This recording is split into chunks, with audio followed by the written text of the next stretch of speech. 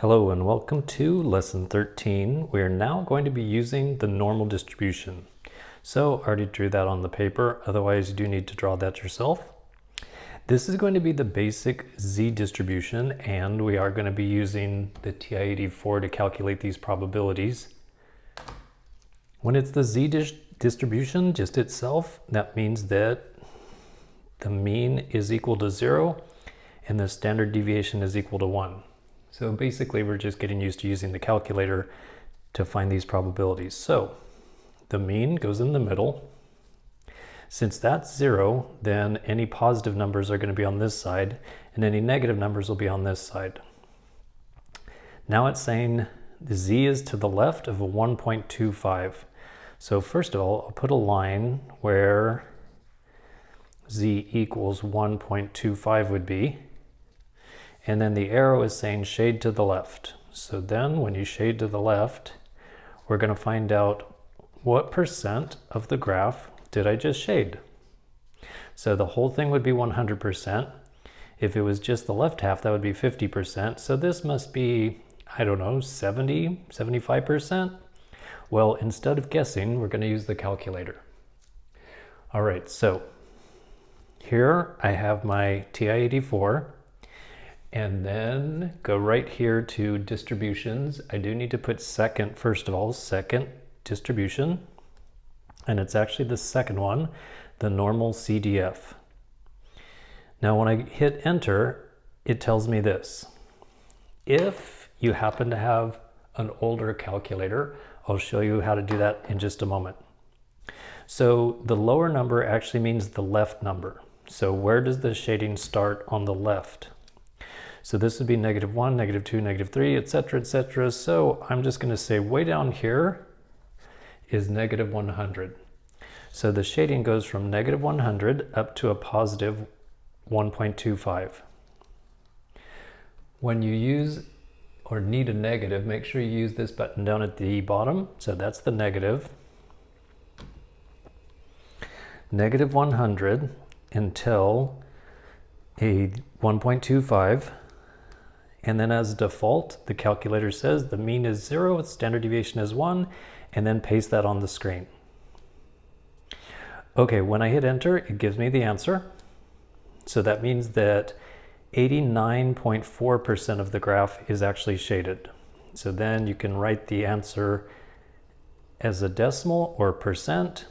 And then also I do like my students to write this part down in case it's wrong, then I would know why. So normal CDF from -100 to 1.25. The mean is 0 and the standard deviation is 1, and then the answer was a 0.894. And if you want to, you can stop right there and say that's my decimal answer, or you could change that to a percent, move the decimal over by 2 and get 89.4%. Okay, if you have the new calculator like that, you might want to fast forward the video while I cover what happens if you have an older calculator. And there's actually two versions of the older calculators. So you start off the same, put second distribution, and it's number 2, the normal CDF. This one, it looks older, but it's actually set up the same. So you put the -100 to the 1.25 and then go down to paste, and there's the answer. Well, this one is so old it doesn't have that menu. So if your calculator is that old, then you do need to actually type in the information yourself with a comma in between. So -100 to 1.25, the mean is 0 and the standard deviation is 1. And then just use the comma right there above the 7 as needed. And it comes up with the same answer, 0.894. Now for the second one. So again, on this lesson number 13, the mean is going to be 0 and the standard deviation will be 1. So this time it's saying a 2.33. So here's the line for when z equals a 2.33. And then the arrow is pointing to the right, so the shading goes to the right. And as you can see, this is only a little bit of area that I'm shading, so maybe that's 3% of the graph, 4% of the graph? Well, let's find out. Oh, with this one, it's going to shade from 2.33. In theory, it keeps going forever, but you could just pick a big number on the right, like 100 or 1,000. Okay, so the shading is going to start at 2.33 and then go to 100. So do these, oh, wake up calculator, second distribution, and then number 2, the normal, go from 2.33 to 1,000, or if you put 100, it's going to give the same answer. And then put paste. And there we go. Oh, so the answer is actually smaller than I thought. That's only 1%.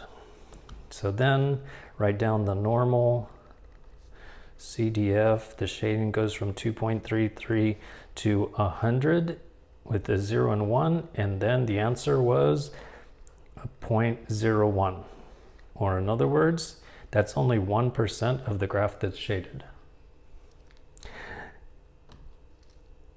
Now I'm going to change this number 100 because sometimes, rather than going second distribution, going through those steps, sometimes it's easier if you just go up, highlight it, hit enter, and then you could go back and change one of the numbers.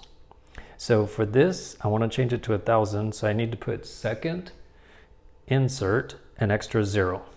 And it turns out that doesn't change the answer. But sometimes having that is nice. If you have one of these older calculators and you try to put the up arrow, oh, sorry, I thought this one was even older. Is this the older one? Yeah, this is the oldest one I've got. So when I put the up arrow, it doesn't let me do that. But if you put second, enter, so second, and then this enter key down here, then it will give it back to you, and then you could back up and change the numbers. Or you can always just start again and go second distribution and then do the normal. Okay, 2 more and then we're done with this video. So for the next one, the z is going to be, so first of all, the mean equals 0 is here. And then z is a negative 1.04 on the left, and it's a 1.11 on the right. And then the z is in the middle, which means that the shading is in the middle. So then just shade this middle part, and then we'll find out what percent is shaded. So if I start again and go to second distribution, and then use the normal CDF, have the shading start at negative 1. Oops, I didn't hit negative 1.04. So even though this says lower and upper, just think of it as left and right. So the number on the left is negative 1.04 and then 1.11 on the right. And then this is already set up for me, so then just paste. And like I said, if you have the really old calculator, you just have to type that yourself with the commas in there. So this one is a 0.717. So I used normal CDF going from negative 1.04 to 1.11 and 0 and 1. And then I got the answer 0.717. Or in other words, that's 71.7% of the graph is shaded. So for my students, I do like that you write this down, because if the answer is wrong, and you might even write this down correctly, but the answer turns out to be wrong, because you might like have a random 3 sitting there and you don't even realize it because you just bumped the calculator. And then you're concentrating on doing this part, which I'll just quickly paste it there. And you go, okay, look it, I typed it in the calculator right, and I got the answer 2.152. Oops. So if you had written this part down and yet you got the wrong answer, 2.152, I'd probably only take off half a point. Okay, then on to the last one. So this kind is working backwards. With the other ones, you're given the z-score and you find a percent. With this one, you're given a percent and then you find the z-score. Pretty easy to do. Again, using the calculator. So the top 10% would be approximately like this. So the top is referring to the right side. So this is the top 10%. And then the next thing I need to do is change that 10% to a decimal. So in other words, that's 0.10. And then on the calculator, we're going to use what's called the inverse normal distribution. So again, go to second distribution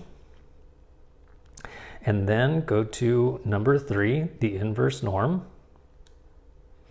Tell it what the area is, although you do need to use the decimal form, so you do need to use the 0.10, so it's 0.10. Tell it the mean and standard deviation, and then tell it, is it the left side, the right side, or the center? So this is the right side, so I need it to say right. And if your calculator doesn't give you a choice of right, I'll use one of the old calculators right after this and show you what to do. Okay, so for me, I put that it's on the right side, and if it's on the right side, that means that the answer should be z equals a positive number. So when I get the answer, this should be a positive number. Let's see if it works. So paste it on the screen, and then, sure enough, it's a positive 1.282. Now, what if you have an older calculator that doesn't allow you to put the word right? So I, again, have a little bit older of a calculator and a lot bit older of a calculator. Both of them have the inverse norm. So you go to the, oops, this old guy just fell asleep. So you go to number 3, the inverse norm. And again, this one is so old, it's just waiting for you to type in the information. Also, this one does not have the choice of left, center, and right. So neither of these have the choice left, center, or right. So if your calculator is that old, what you need to do is, these calculators are programmed to automatically do the left side. So what you do is, you say, okay, the right side is 0.10, so the left side is going to be 1 minus 0.10. So the left side is 0.90. So on these calculators, you would then use 0.90. So 0.90, and on this calculator, that's all I need to do. So it's automatically going to say, oh, the left side of the graph is 0.90, then hit enter. And the z is the 1.282, the same thing that I got on the other one. And this one, I just have to type it myself, 0.90, and then the mean is 0, and the standard deviation is 1, and then there's the same answer, 1.282. All right, so that's it for number 13. I'll see you soon in video number 14.